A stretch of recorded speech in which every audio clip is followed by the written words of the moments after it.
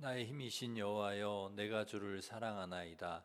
여호와는 나의 반석이시요 나의 요새시요 나를 건지시는 이시요 나의 하나님이시요 내가 그 안에 피할 나의 바위시요 나의 방패시요 나의 구원의 뿌리시요 나의 산성이시로다. 아멘.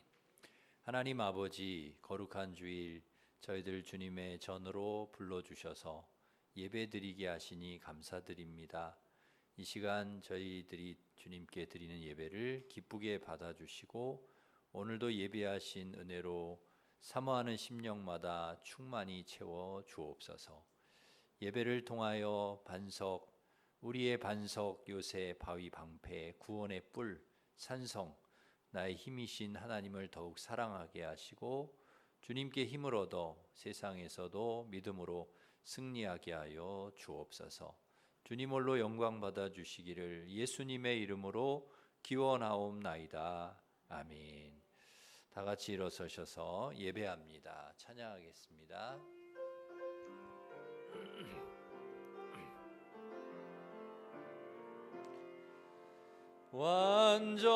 완전하신 나의 주, 의의 길로 날 인도하소서.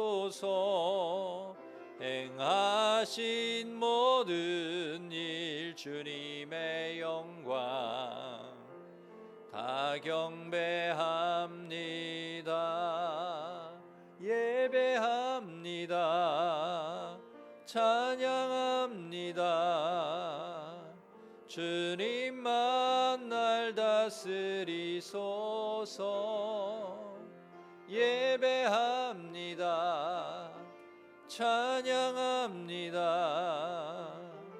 주님 홀로 높임 받으소서.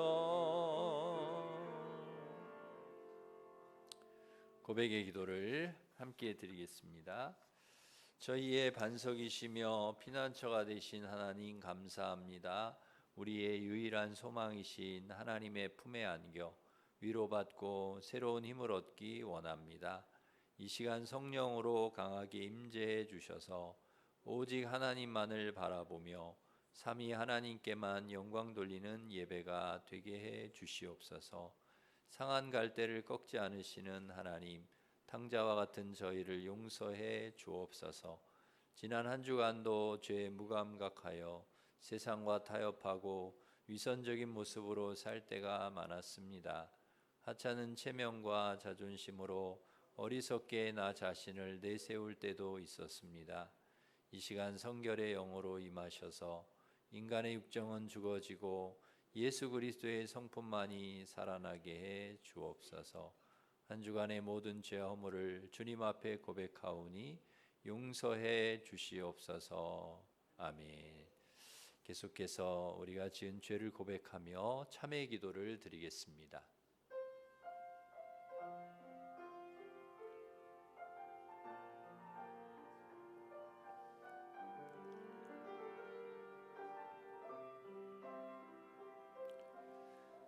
그가 내 모든 죄악을 사하시며 내 모든 병을 고치시며 내 생명을 파멸해서 속량하시고 인자와 긍휼로 관을 씌우시리라. 아멘. 사도신경으로 신앙 고백하겠습니다. 나는 전능하신 아버지 하나님 천지의 창조주를 믿습니다. 나는 그의 유일하신 아들 우리 주 예수 그리스도를 믿습니다. 그는 성령으로 잉태되어 동정녀 마리아에게서 나시고 본디오 빌라도에게 고난을 받아 십자가에 못 박혀 죽으시고 장사된 지 사흘 만에 죽은 자 가운데서 다시 살아나셨으며 하늘에 오르시어 전능하신 아버지 하나님 우편에 앉아 계시다가 거기로부터 살아있는 자와 죽은 자를 심판하러 오십니다. 나는 성령을 믿으며 거룩한 공교회와 성도의 교제와 죄를 용서받는 것과 몸의 부활과 영생을 믿습니다. 아멘. 자리에 앉으셔서 310장 찬송하겠습니다.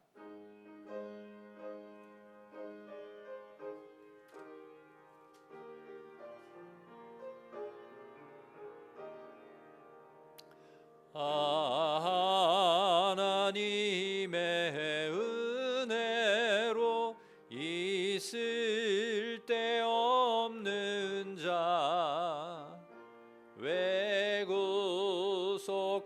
하여 주는지 난 알 수 없도다.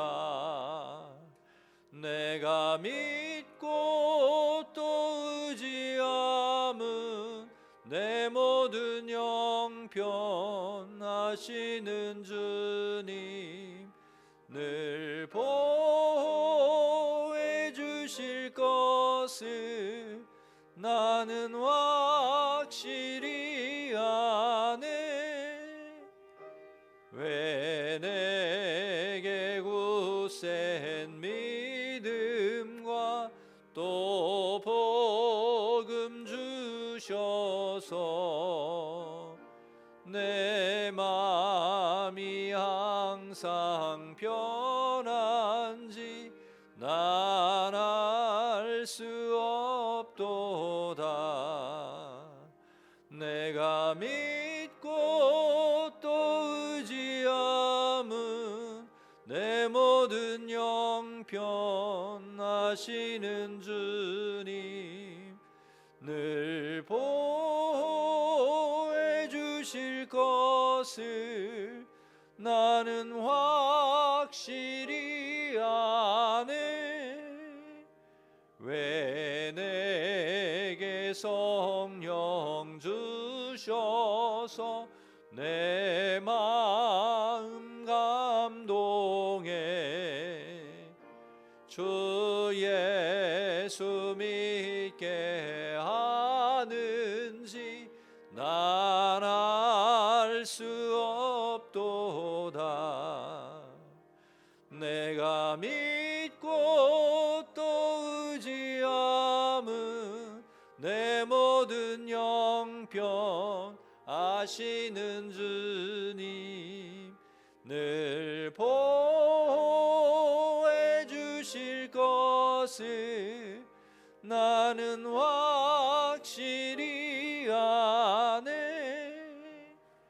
주 언제가 강림하실지 혹 밤에 혹 낮에 또 주님 만날 그곳도 난 알 수 없도다. 내가 믿고 또 의지함은 내 모든 형편 하시는 주님 늘 보호해 주실 것을 나는 확실히 아네.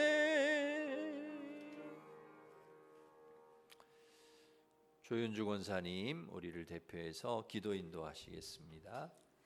늘 저희들을 지키시고 은혜 베푸시는 하나님 아버지, 연일 지속되는 추위 속에서도 저희들 영육간에 강건하게 지켜주시고 이 거룩한 주일에 저희들을 은혜의 자리로 불러주셔서 주님께 예배하게 하심에 감사를 드립니다.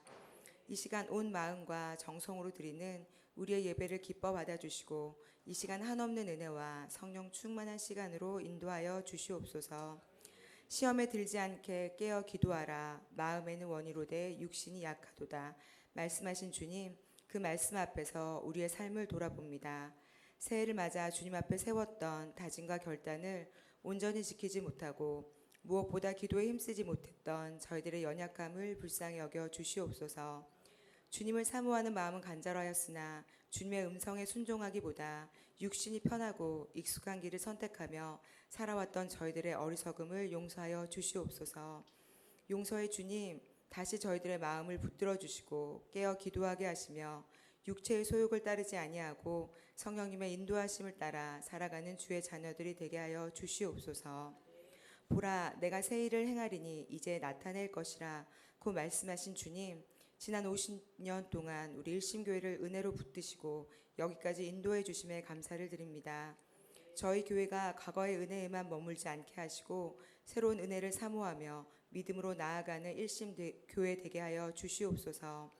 주님, 무엇보다도 다음 세대와 영혼 구원의 사역을 더 넓고 온전히 감당할 수 있도록 새 성전을 예배하여 주시기를 간절히 사모하며 기도로 준비하는 일심교회 되게 하여 주시옵소서. 기도로 준비함으로 모든 가정 가운데 우리들 마음이 하나 되게 하시고 주님의 때에 주님의 방법으로 예비하신 성전에서 함께 예배하는 기쁨을 맛보게 하여 주시옵소서. 그 예비하신 아름다운 성전에서 주의 복음이 선포되고 다음 세대가 온전히 세워지며 잃어버린 영혼들이 주님께 돌아오는 주님의 열망과 뜻을 이루어가는 복된 교회가 되게 하여 주시옵소서. 우리의 빛과 소망이 되시는 하나님 아버지, 우리 일심교회 다음 세대와 청년들을 축복하여 주시기를 간절히 소망합니다. 새해 새로운 환경 속에 서 있을 우리 귀한 자녀들을 지키시고 동행하여 주셔서 늘 선하고 복된 길로 인도하여 주시옵소서. 무엇보다도 삶에 선한 영향력을 주는 만남의 축복을 허락하셔서 좋은 사람들을 만나게 하시고 우리 자녀들 또한 세상 가운데 빛과 소금의 역할을 감당하는 만남의 축복이 되는 자녀들 되게 하여 주시옵소서. 각자에게 주신 달란트와 꿈과 비전을 깨닫게 하시고 그 달란트를 감당할 지혜와 능력과 성실함을 더하여 주셔서 삶의 자리마다 귀한 열매 맺게 하시고 하나님 나라에 귀하게 쓰임받는 자녀들 되게 하여 주시옵소서. 또한 진학과 진로, 결혼 등 인생의 중요한 선택의 순간마다 주님의 뜻을 분별하게 하셔서 가장 좋은 때에 가장 좋은 길로 인도함을 받으며 살아가는 귀한 자녀들 되게 하여 주시옵소서. 주의 자녀들에게 말씀을 가르치기를 기뻐하시는 주님, 일심교회 귀한 믿음의 자녀들을 보내주시고 수련회와 성경학교를 통해 주님을 알아가며 믿음이 자라게 하심에 감사를 드리며 청년부 수련회를 은혜 가운데 마치게 하심도 감사를 드립니다. 앞으로 있을 청소년부 수련회와 아동부 유치부 성경학교도 성령 충만한 은혜로 채워주셔서 주님을 더 깊이 알아가고 믿음이 더욱 견고해지는 귀한 시간 되게 하여 주시옵소서. 또한 이를 위해 섬기시는 교역자들과 교사들에게 하나 되어 기쁨으로 섬기게 하시고 그들의 수고 위에 주님의 은혜와 축복을 충만하게 부어 주시옵소서. 저희들이 주의 말씀대로 순종하며 살아가기를 원하시는 주님, 말씀을 선포하시는 조현철 목사님을 더욱더 사랑하시고 성령으로 덧입혀 주셔서 지혜와 능력이 더욱 충만하게 하여 주시옵소서. 오늘 목사님께서 선포하신 말씀을 통해 여러 가지 힘들고 어려운 삶의 문제를 안고 주님께 예배하러 나온 주의 자녀들에게 주님의 위로와 사랑의 손길을 경험하는 귀한 은혜의 시간 되게 하여 주시옵소서. 연일 지속되는 추위 속에서도 연로하신 성도님들과 연약한 지체들을 건강으로 지켜주시고 오늘 소그룹 모임을 통해 풍성한 교제와 은혜로 채워주시며 주님 앞에 믿음으로 함께 잘 살겠다고 약속하며 주님의 축복을 사모하는 일심의 모든 신혼부부들에게 귀한 은혜와 축복을 흘러넘치도록 부어주실 줄 믿으며 이 모든 말씀 우리의 선한 목자 되신 예수 그리스도의 이름으로 기도드립니다. 아멘.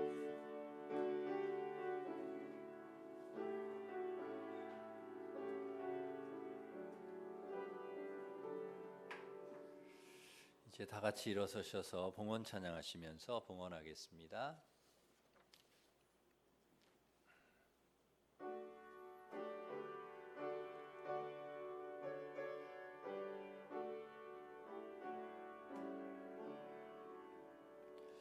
내게 있는 모든 것을 아낌없이 드리네. 사랑하고 의지하며 주만 따라 살리라. 주께 드리네. 주께 드리네. 사랑하는 구주 앞에 모두 드리네. 아멘. 지난 한 주간도 저희들과 함께하여 주시고 저희들 돌봐주시고 살펴주셔서 주님 은혜 가운데 잘 지내게 해주심에 감사드립니다. 베풀어 주신 은혜 감사하여 주님께 11조와 감사 선교장학 건축 1,000번제 강단장식 중식 주일원금을 드리오니 기쁘게 받아주시고 주님 기뻐하시는 선한 일에 사용되게 하시며 믿음으로 드린 손길 복 주셔서 영혼이 잘되고 범사가 잘되고 강건하게 하여 주옵소서. 새해는 모든 세대 모든 가정이 하나님 사랑하고 예배하며 모든 삶의 영역에서 믿음의 삶을 힘있게 살게 하여 주옵소서. 불신가족 이웃 친구가 예수님 믿고 구원받게 하시고 우리와 함께 예배하며 하나님 섬기게 하여 주옵소서. 환우의 병을 치료하여 주시고 우리 수험생 자녀들 꼭 대학에 진학하게 하여 주시고 이 땅에 전쟁이 그치고 평화가 임하게 하여 주옵소서. 곧 시작되는 청소년부 수련회와 아동부 유치부 성경학교 잘 준비하게 하시고 좋은 날씨 주셔서 많은 우리 자녀들이 함께 은혜의 시간, 믿음이 성장하는 시간 되게 하여 주옵소서. 이 시간 말씀을 듣습니다. 저희에게 듣는 귀, 듣는 마음을 주셔서 진리의 말씀을 잘 듣고 깨달아 말씀대로 살게 하셔서 주님께 영광 돌리는 열매 맺게 하여 주옵소서. 예수님의 이름으로 기도드립니다. 아멘. 교회 소식을 전해드리겠습니다. 주보를 참고하시기 바랍니다. 2월은 아름다운 믿음의 공동체를 세우는 교회입니다. 우리 2월달 달력에 여기에 딱 적혀 있습니다. 그래서 2월은 우리 믿음의 공동체를 세워야 되겠다 하고 기도도 그렇게 기도하시고 그리고 협력해 주시면 감사하겠습니다. 정교인 월삭 새벽 기도회가 목회자와 당회원 주관으로 내일 새벽에 있습니다. 새벽에 또 오셔서 기도해 주시기 바랍니다. 연합 금요 찬양 집회가 금요일 밤 8시 30분에 있습니다. 우리 정교인 같이 또 이렇게 연합으로 기도하겠습니다. 공동의회가 3부 예배 후에 있겠습니다. 식사 후에는 소그룹 모임이 있습니다. 소그룹 모임 편성표 장소 보시고 필히 참석해 주시면 감사하겠습니다. 그 소그룹 내용 중에 하여튼 적어서 이렇게 잘 내주셔야 될 부분이 있는데 우리 리더들께서는 그 내용을 잘 숙지하셔서 그 취미 동아리 그거를 좀 잘 적어서 이렇게 내주시면 감사하겠습니다. 기간별 정교인 윷놀이 대회가 다음 주일 오후 1시에 있습니다. 우리 교제와 또 교제의 시간이 될 수 있도록 참여해 주시고 행운권 선물도 기증을 받습니다. 기증하실 분들은 기증하시면 되겠습니다. 청소년부 겨울 수련회가 이번 주 5일부터 6일까지 성락교회에서 있습니다. 아동부 성경학교가 7일부터 8일까지 교회에서 있습니다. 사랑과 안심으로 기도해 주시기 바랍니다. 하나님의 은혜를 교우와 함께 나누실 분은 로비 게시판 빈 곳에 신청해 주시기 바랍니다.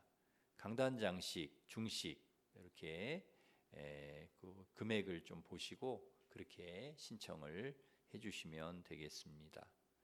중식 헌금 비치해 둔 헌금 봉투를 사용해서 해주시기를 바랍니다. 수험생 위해서 계속 기도해 주시기 바랍니다. 주방 배식은 오늘 15구역, 다음 주 17구역입니다. 저는 장신대 총동문회 총회 및 동문대회 참석차 내일부터 수요일까지 다녀오겠습니다. 위에서 기도해 주시기 바랍니다. 18구역 박순남 권사님 이사하셨습니다. 그리고 최재혁 청년이 입대를 이번 주에 하게 됩니다. 잘 건강하게 다녀올 수 있도록 기도해 주시기 바랍니다. 황미숙 권사님 9구역에 이용성 집사님 생일을 감사하여서 강단 장식 해주셨습니다. 그리고 저희 가정에서 자녀 결혼 감사해서 또 18구역에 박순남 권사님 이사 감사하여서 오늘은 두 가정이 중식을 같이 연합으로 이렇게 섬기게 되었습니다. 은혜 중에 우리 혜린이 결혼을 잘 마쳤습니다. 기도해 주시고 또 축하해 주시고 너무너무 감사를 드립니다. 예, 우리 중식 또 강단장식 이렇게 해주신 가정 위해서 우리 박수하겠습니다. 감사합니다. 우리 옆에 있는 분과 인사하겠습니다. 반갑습니다. 사랑합니다. 우리 축복하겠습니다.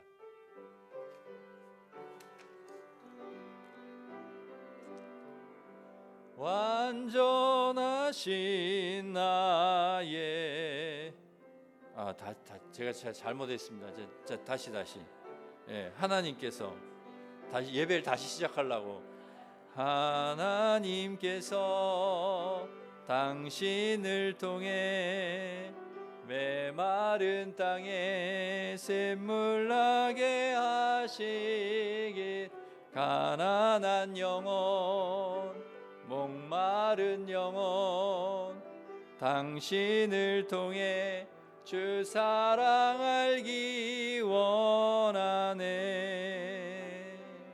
예, 우리 하나님께 영광의 박수 올리겠습니다. 하나님께서 주신 말씀은 사무엘하 17장 27절에서 29절 말씀입니다. 사무엘하 17장 27절에서 29절입니다. 구약 491면에 있습니다.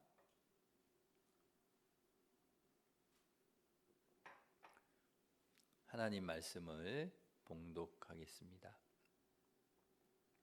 다윗이 마하나임에 이르렀을 때에 암몬 족속에게 속한 라팟 사람 나하스의 아들 소비와 로데발 사람 암미엘의 아들 마길과 로글림 길르앗 사람 바르실레가 침상과 대야와 질그릇과 밀과 보리와 밀가루와 볶은 곡식과 콩과 팥과 볶은 녹두와 꿀과 버터와 양과 치즈를 가져다가 다윗과 그와 함께한 백성에게 먹게 하였으니 이는 그들 생각에 백성이 들에서 시장하고 고나고 목마르겠다 함이더라. 아멘.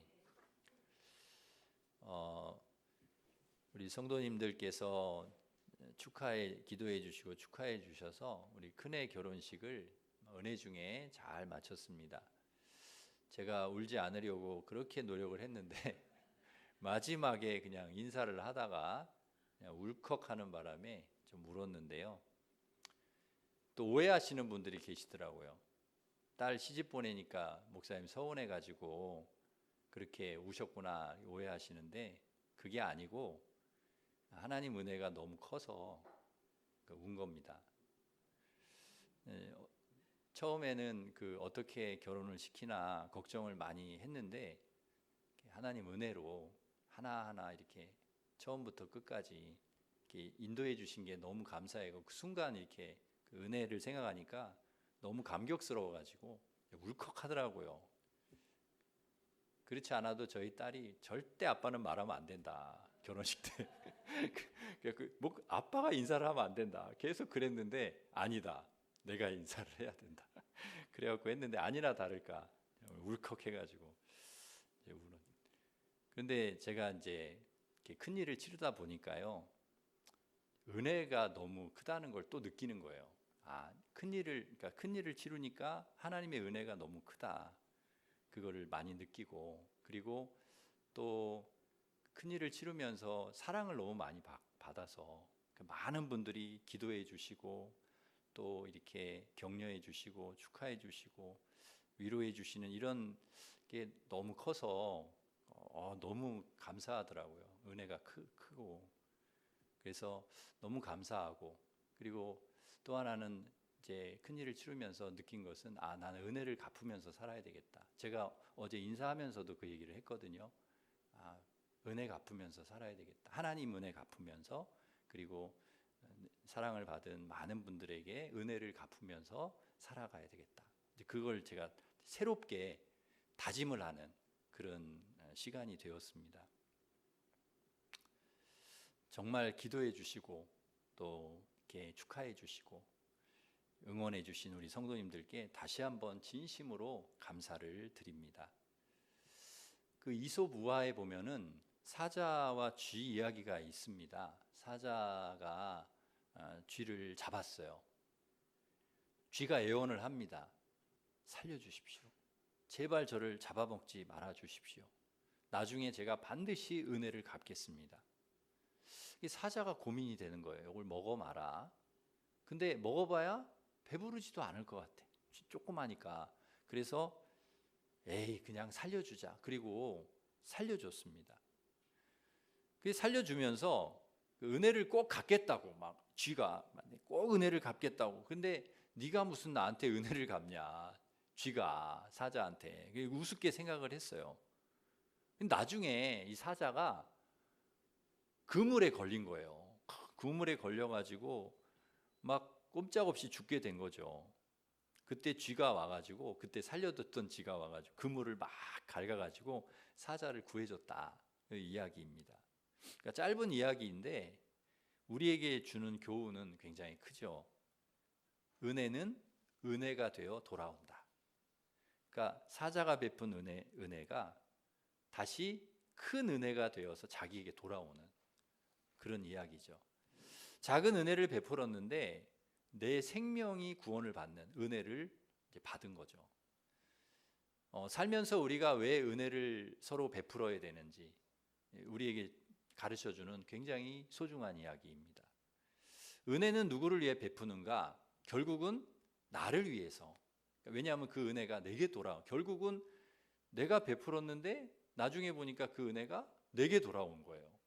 그러니까 결국은 우리가 은혜를 나누고 베푸는 것은 누구를 위한 거냐? 물론 그 이웃을 위해서, 다른 사람을 위해서 하는 거지만 결국은 나를 위해서 하게 되는 겁니다. 그러니까 왜냐하면 그게 결국은 돌아서 나에게 오기 때문에 그렇다는 거죠. 이런 이야기가 있습니다. 주인이 먼 나라로 여행을 떠나면서 평생 그 집에서 일한 종에게 그러니까 일을 시킨 거예요. 나 없는 동안에 자네가 할 일이 있는데 저쪽 밭에 한쪽에다가 집 한 채를 지었으면 좋겠네. 돈 아끼지 말고 내가 다녀와서 그걸 다 줄 테니까, 그 비용을 줄 테니까 좋은 나무, 좋은 목재, 좋은 재료 그걸로 아주 넓고 좋은 집 한 채를 잘 지어놓게. 그리고 주인이 떠났어요. 그러니까 종이 막 불평을 하는 거예요. 야, 나 노는 거를 못 보고 그래. 또 일 시키고 가네. 에이, 대충 짓자. 그래가지고 나무도 아주 싸구려, 제목도 별로 안 좋은 거, 재료도 별로 안 좋은 것도 그런 걸 해가지고 그냥 적당하게 집을 지어 놓은 것입니다. 주인이 돌아와서 물어요. 자네 집 잘 지어 놓았는가? 그랬더니 예, 뭐 잘 지었습니다. 그러니까 주인이 그러는 거예요. 그 집 자네 걸세. 자네 거야, 자네 거. 자네 평생 내 집에서 수고해서 그 수고에 대한 보상으로 그 집 지으라고 한 거네. 그 집 자네 걸세. 그렇게 이야기를 했다는 거예요. 그러면 미리 얘기를 좀 해주지. 참 고약한 주인이라 생각할 수도 있습니다. 미리 얘기해 주었으면 최고로 좋은 나무, 최고로 좋은 재료 그걸로 집을 지었을 텐데, 그래서 이 종이 땅을 치며 후회했다 하는 이야기입니다. 집을 짓는 것이나 뭐 작은 일이나 큰 일이나 주인을 위한 일이라 생각했지만 사실은 그게 내일인 거예요. 내일처럼 내가 복을 받는 일이고 내가 잘 되는 일이었던 것이죠. 여러분, 세상의 모든 일이 다 그렇습니다. 이런 원리에 의해서 움직여지는 거예요. 내가 하는 일, 내가 하는 수고, 내가 다른 사람을 위해서 하는 것 같지만 근데 그게 결국은 나를 위해서 하는 일이라는 거죠. 다른 사람 돈 벌어주는 것 같고, 다른 사람 좋은 일 시키는 것 같고, 다른 사람을 위한 일 같지만 그러나 사실은 다 나를 위한 일이라는 거죠. 내가 살 집을 짓는 것이고 내가 복받는 일이고 하나님께서 다 그걸 나에게 은혜로 다 돌려주시는 거예요. 다 나에게 돌아오게 하시는 거예요. 그래서 우리가 이 세상을 살아가면서 그냥 허투루 적당하게 살 수가 없는 거죠. 사람을 대하는 것도 그렇고 모든 일이 다 마찬가지이죠. 오늘 말씀에 보면은 다윗이 도망을 쳐요. 왜냐하면 구테타를 일으켰거든요. 압살롬이. 이 압살롬이 누구냐면 다윗의 아들이잖아요. 그것도 제일 사랑했던 아들. 야단 한 번 치지 않았던 아들. 그런데 이 아들이 아버지를 향해 반란을 일으킨 것입니다. 아버지 죽이고 자기가 왕이 되겠다는 거예요. 군대 장관들을 다 포섭을 해서 아빠 등에 칼을 들이댄 것입니다. 그래서 다윗이 지금 급하게 아들 피해서 도망을 가게 되었습니다. 사실 다윗이 맘만 먹고 진짜 싸우자 했으면 아버지가 지겠습니까? 아들하고 싸우면. 근데 이겨봐야, 아들한테 이겨봐야 그게 무슨 의미가 있겠어요? 그냥 도망을 가는 거예요. 먹을 것 챙길 시간도 없었습니다. 급하게 자신 따르는 부하들 같이 몸을 급하게 피하게 된 것이죠. 그렇게 갑작스럽게 나오다 보니까 먹을 것을 가져오지 못했습니다. 그러니 어떻게 해야 합니까? 다른 사람에게 얻어 먹어야 하는데, 그런데 사람들이 도와주질 않아요. 다윗이 힘이 있을 때야 막 나와서 도와주고 막 이렇게 하겠지만은 이제 그 도피하는 신세가 되니까 나중에 압살롬이 너 다윗 도와줬지 그러고서 보복을 하면은 그 큰일 나잖아요. 그러니까 도와주려고 하질 않아. 근데 그런 상황에서 세 사람이 와서 다윗을 도와줍니다. 먹을 것을 가지고 와서 침상과 대야와 질그릇과 필요한 곡식들, 밀보리, 밀가루, 볶은 곡식, 여러 음식들, 여러 곡식들을 가지고 와서 그 굶주려 있는 다윗과 그 백성들을 먹이는 거예요. 이들의 도움이 없었다면 아마 굶어 죽든지 큰 어려움을 당했을 겁니다. 그래서 다윗을 찾아온 이 사람은 다윗이 가장 힘들고 어려울 때 도와준 그런 생명의 은인 같은, 다윗이 너무나 큰 은혜를 입은 것이죠. 그런데 성도 여러분, 오늘 이 세 사람이 왜 다윗을 도와주러 왔을까요? 다윗을 도와주다가 큰 낭패를 당할 수도 있지 않습니까? 압살롬이 나중에 알게 되면 다윗 도와줬어? 그러고 내게 피해가 올 수도 있어요. 그런데 왜 이 위험을 감수하고 다윗을 도우러 온 것일까? 이 중에 한 사람이 마길이라는 사람이 있는데요. 과거에 다윗이 왕이 된 후에 요나단의 아들 무비보셋을 돌봐주었을 때가 있거든요. 그 다윗이 친구 요나단에게 은혜를 입어서 그 은혜를 갚기 위해서 그 요나단의 아들인 무비보셋을 이렇게 아들처럼 돌봐주었어요. 무비보셋이 장애인인데 두 다리를 쓸 수 없는 장애인이었는데요. 그 무비보셋을 데려다가 아들처럼 보살펴 준 거예요. 여러분, 사실 이 일은 매우 위험한 일이거든요. 사울 왕을 따르는 사람들, 남아있는 사람들이 무비보셋이 그 왕의 혈통이니까 그 무비보셋을 세워서 반란을 일으킬 수 있기 때문에 사실은 그 사울 왕의 그 후손을 제거해야 돼. 왜냐하면 내 왕위를, 다윗의 왕위를 공고히 하려면 무비보셋을 살려두면 안 돼요. 그런데 다윗은 그런 것 전혀 개의치 않고 요나단에게 받은 은혜, 그거를 생각해서 무비보셋을 아들처럼 받아준 거죠. 이 일을 누가 좋게 보았는가? 마길이라는 사람이 좋게 본 것입니다. 왜냐하면 이 마길도 과거에 무비보셋을 돌봐줬던 사람이거든요. 다윗이 왕이 된 후에 사울 왕의 후손들이 도망을 칠 때 사울 왕이 워낙 다윗에게도 나쁜 짓하고 백성들에게 나쁜 짓 했기 때문에 한을 품은 사람들이 많아서 사울 왕의 후손이라면 온전할 수가 없는 거예요. 그래서 막 급히 도망을 치다가 떨어뜨렸는데 그 무비보셋이 그때 이제 떨어지면서 두 다리를 절게 된 거죠. 오갈 데가 없는 무비보셋을 거두어준 사람이 누구였느냐? 마길이었습니다. 마길. 왜 마길이 돌봐줬는지는 모르겠지만 아무튼 의리가 있는 사람인 거죠. 오갈 데 없는 장애를 가진 이 무비보셋을 돌봐준 착한 사람. 그런데 어느 날 다윗이 무비보셋을 찾아요. 불안하기도 하죠. 무비보셋을 해치면 어떻게 하나? 그런데 다윗이 이 무비보셋을 해치지 않고 잘 돌봐주는 거예요. 아들처럼 상에서 밥을 같이 먹고 돌봐줍니다. 그 모습을 보면서 마길이 너무 좋게 생각한, 감동이 된 거예요. 일반적으로는 그렇게 하지 않잖아요. 원수의 아들이네, 그 왕의 혈통이네, 이렇게 하는데, 근데 다윗은 자신이 받은 은혜를 알고 은혜를 이 무비보셋에게, 요나단에게 받은 은혜를 무비보셋에게 갚는 거예요. 이 사실이 마길의 마음에 감동이 돼요. 마음에 두고 있었던 것이죠. 그 사건이 있은 지 오랜 세월이 지났습니다. 어느 날 소문이 들려와요. 다윗 왕이 아들 반란 때문에 쫓겨 도망을 쳤다 이야기가 들립니다.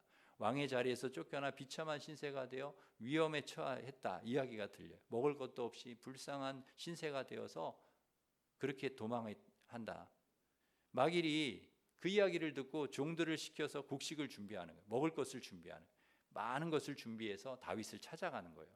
지치고 힘들고 피곤하고 외롭고 고독한 그 다윗을 찾아가서 위로하는 거예요. 오늘 말씀에는 없지만 다윗이 마길에게 왜 나에게 이런 은혜를 베푸느냐라고 물었을 것입니다. 아마 이렇게 대답했을 거예요. 과거 당신이 무비보셋을 후대해 주었습니다. 내가 돌보던 사울의 왕 손자 무비보셋을 잘 대우해 주었습니다. 그 은혜를 내가 지금 갚는 것이다.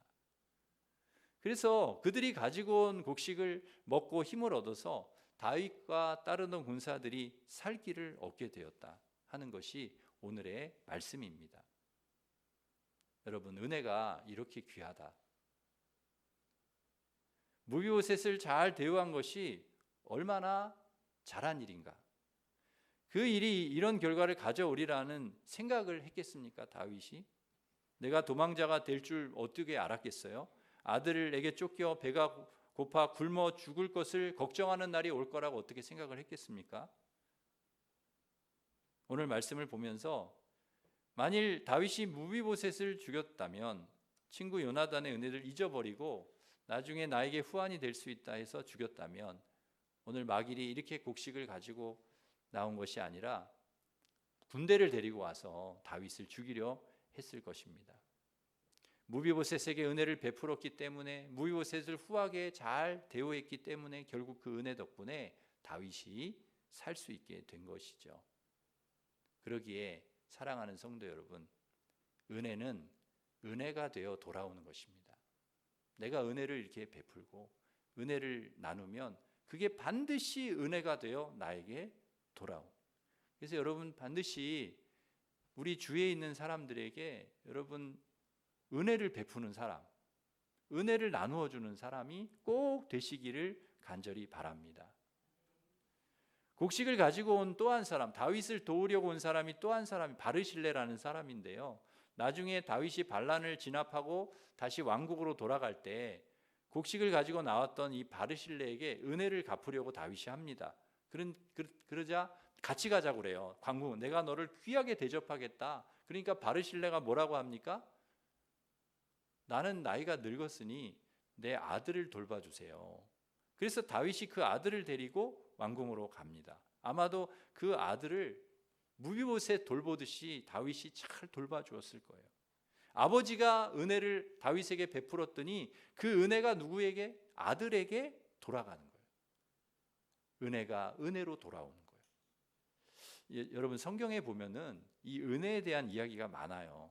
하나님께서 소돔과 고모라를 멸하시려고 할 때 롯이 두 천사를 극진히 대접을 합니다. 사람들이 막 찾아와서 내놓으라고 막 난리를 치는 걸 끝까지 보호를 해요. 그렇게 롯의 도움을 받은 두 천사로 인해서 롯이 소돔이 망할 때 구원을 얻어요. 그러니까 두 천사를 대접하면서 보호했던 그 은혜를 베풀었던 게 그 성이 망할 때 은혜로 돌아온 거예요. 롯이 구원을 얻는 은혜를 베풀었더니 은혜가 은혜로 내게 돌아온. 여리고성이 멸망당할 때도 마찬가지입니다. 여리고성에 정탐꾼을 보냈는데 이게 들켜가지고 이 두 사람이 쫓겨다니는 거예요. 쫓기는 신세가 되었어요. 라합이 이 정탐꾼을 숨겨줍니다. 살아서 돌아간 이 정탐꾼들이 나중에 여리고성 멸망시킬 때 라합을 살려줘요. 은혜를 베푼 것이 결국 자신과 자신의 가정의 생명을 지킨 결과가 된 것이 은혜가 되어 나에게 돌아온 것입니다. 엘리야 선지자가 그 당시 가난한 과부였던 사르밧 과부 집에 가서 신세를 져야 했습니다. 먹을 것이라고는 통에 가루 조금, 병에 기름 조금뿐이었습니다. 그 과부와 아들이 먹기에도 부족한 거 그거 먹고 죽으려고 했는데 그것으로 선지자를 대접을 합니다. 은혜를 베푼 거죠. 그 결과 어떻게 됩니까? 과부의 아들이 죽었는데 아파서 죽었는데 엘리야 선지자가 그 아들을 기도하면서 살려요. 하나님께서 그 아이를 살려주십니다. 선지자에게 베푼 은혜가 결국 나에게 은혜로 돌아오는, 성도 여러분, 우리가 베푼 은혜, 우리가 나눈 은혜는 반드시 우리에게 돌아오는 은혜, 하나님께서 그렇게 돌려주시는 것이죠. 내게 은혜로, 기쁨으로, 생명으로 돌아오게 되는 것입니다.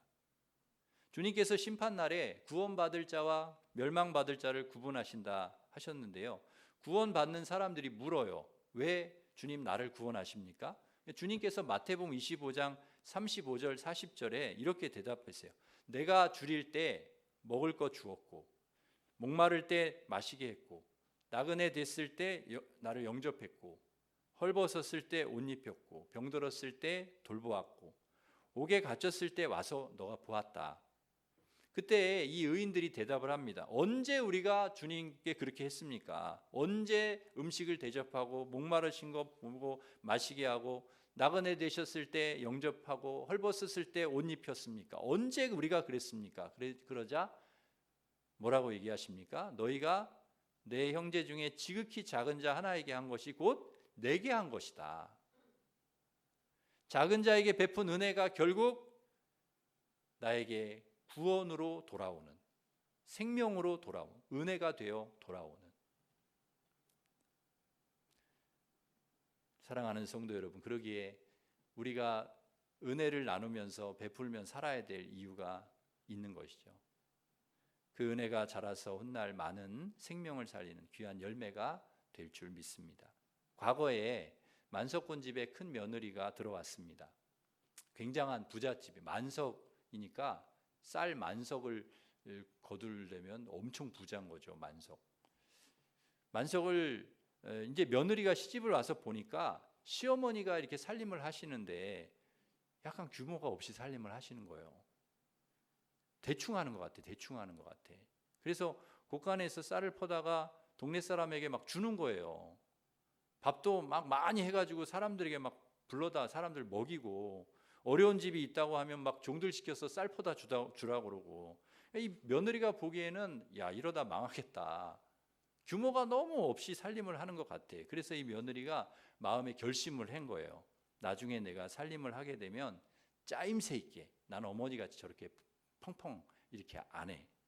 규모 있게 살림을 하겠다 생각을 했답니다. 나중에 이 며느리가 살림을 물려받았어요. 그래서 규모 있게 살림을 했습니다. 아끼고 절약하면서 함부로 곳간 안 열고 규모 있게 살림을 잘했어요. 그런데 이상한 게 한 해를 결산하면 어머니 때보다 항상 부족한 거예요. 남는 게 없어. 어머니가 살림할 때는 항상 곳간이 넘쳤어요. 그런데 자기가 살림한 뒤는 항상 부족한 거야. 그래서 이유가 뭐냐 도대체. 내가 더 알뜰하게 하는 것 같은데 어머니가 하는 거는 좀 너무 안 될 것 같은데. 어머니가 살림할 때는 동네 사람들, 어려운 사람들이 은혜를 베풀었습니다. 힘들다 하면 쌀도 나누어주고 베풀어주고 동네 어려운 사람들 잘했어. 그랬더니 그 동네 사람들이, 일하는 사람들이 그 집 일이라면 발벗고 나서서 열심히 하는 거예요. 여러분, 만석 농사를 지으려면 동네 사람이 다 도와줘야 되거든요. 지나다니다가 저 부잣집 논에 풀이 났네? 그럼 풀을 매주고, 피도 뽑아주고, 물이 차 있으면 물길도 터주고, 새들이 와서 먹으면 새도 쫓아주고, 온 동네 사람들이 그냥 지나치지를 않는 거예요. 농사를 같이 지어준 것입니다.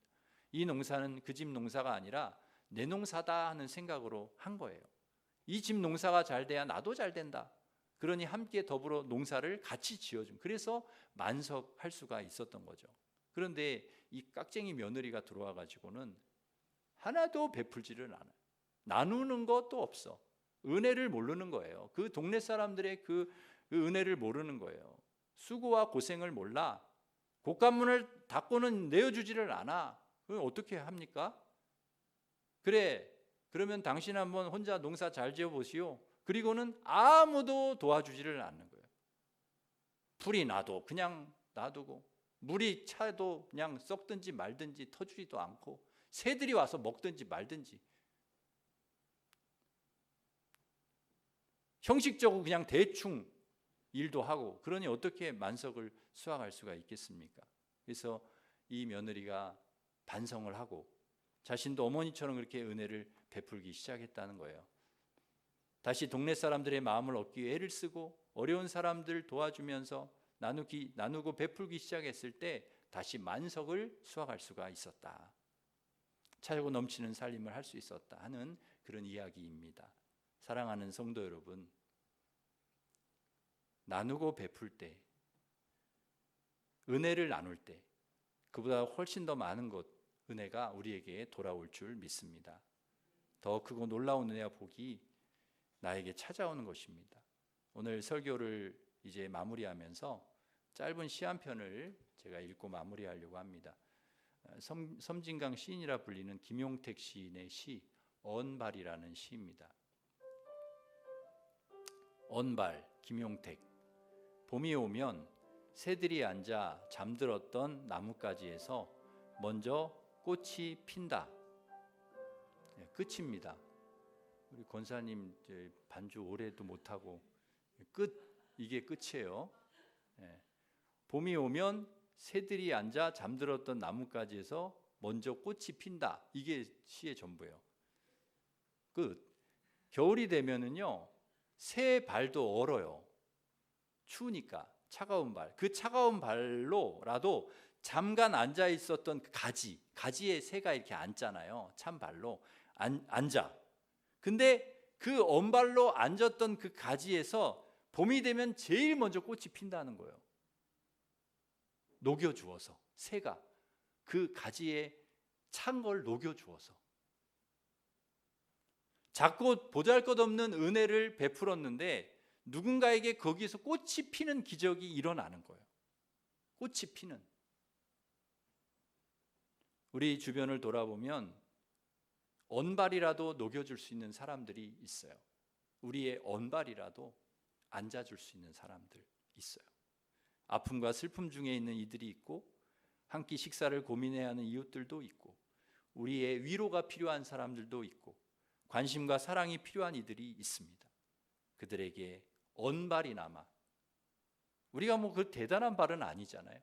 언발이나마 얹을 때 그곳에서 봄이 되면 꽃이 피는 기적이 일어나는 것입니다. 오늘 다윗이 가장 힘들고 어려울 때 과거에 베푼 그의 은혜가 결국 자기에게 다 돌아오는 것임을 그는 깨닫게 되었습니다. 우리는 주님께 귀한 은혜를 받은 사람들입니다. 모든 것이 다 주님의 은혜입니다. 우리가 정말 말할 수 없는 은혜를 받았다면 이제 우리가 그 은혜를 나누고 베푸는 삶을 살아가야 할 것입니다. 내가 베푼 은혜, 결국 그것은 나를 위한 것이다. 은혜는 반드시 은혜가 되어 돌아온다 하는 것을 여러분 꼭 기억하시고 매일 이 은혜 속에 살아가시는 은혜의 사람들 되시기를 간절히 바랍니다. 그래서 이 은혜의 꽃을 활짝 여러분의 언발이라도 그렇게 베풀 때 은혜의 꽃을 피우는 놀라운 은혜의 인생이 되시기를 주님의 이름으로 축원합니다. 기도하겠습니다. 하나님 아버지, 우리는 주님께 너무나 큰 은혜를 받았습니다. 모든 것이 다 주님의 은혜입니다. 이 은혜를 저희들 나누고 베푸는 삶을 살게 하여 주옵소서. 내가 나누고 베푼 은혜, 결국 그것은 다 나에게 돌아오게 주님 해주실 줄 믿습니다. 은혜는 은혜로 돌아온다는 것을 우리가 기억하고 매일 은혜 속에 살아가는 은혜의 사람들이 되게 하여 주옵소서. 은혜의 꽃을 피우는 인생이 되게 하여 주옵소서. 예수님의 이름으로 기도드립니다. 아멘. 우리 다 같이 일어서셔서 은혜 우리 찬양하겠습니다. 은혜.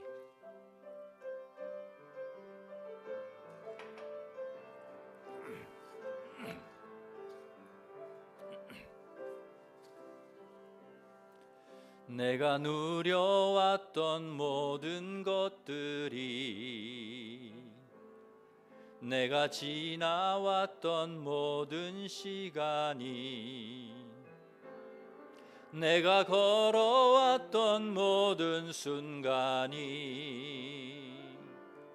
당연한 것 아니라 은혜였소. 아침 해가 뜨고 저녁에 노을, 봄의 꽃향기와 가을의 열매, 변하는 계절의 모든 순간이 당연한 것 아니라 은혜였소.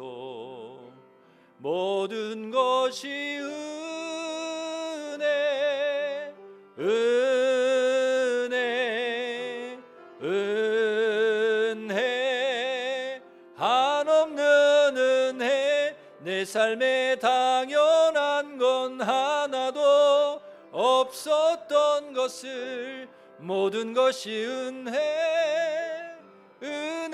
은혜였소. 이 시간 우리 기도하겠습니다. 우리가 생각해 보면 정말 모든 게 다 은혜입니다. 내가 이 땅에 태어나고 자라고 또 이렇게 여기까지 올 수 있었던 것이 정말 다 우리 하나님의 은혜입니다. 하나님, 그 은혜를 우리가 잊지 않게 하시고 이 은혜를 나누고 베푸는 삶을 살게 하여 주시옵소서. 내가 베푼 은혜, 결국 그것은 다 나를 위한 것이고 은혜는 은혜가 되어 나에게 돌아온다는 것을 알고 매일 이 은혜 속에 살아가는 은혜의 사람들 되게 하여 주시고 은혜의 꽃을 피우는 인생 되게 하여 주옵소서. 같이 기도하겠습니다.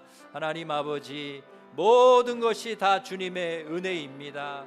내가 이 땅에 태어나 아버지의 자라서 지금까지 살아오고 가정을 이루게 하여 주시고 또 아버지 하나님 이렇게 아버지 하나님 믿음으로 살 수 있는 것이 모든 것이 다 주님의 은혜입니다. 아버지, 은혜를 우리가 받았으니 이 은혜를 나누고 베푸는 삶을 살게 하여 주시옵소서. 내가 베푼 은혜, 결국 그것은 나를 위한 것이라는 것을 알고 은혜는 반드시 은혜가 되어 돌아온다는 것을 알고 매일 은혜 속에 살아가는 은혜의 사람들 되게 하여 주시고 은혜의 꽃을 피우는 인생이 될 수 있도록 우리 하나님 역사하여 주시옵소서.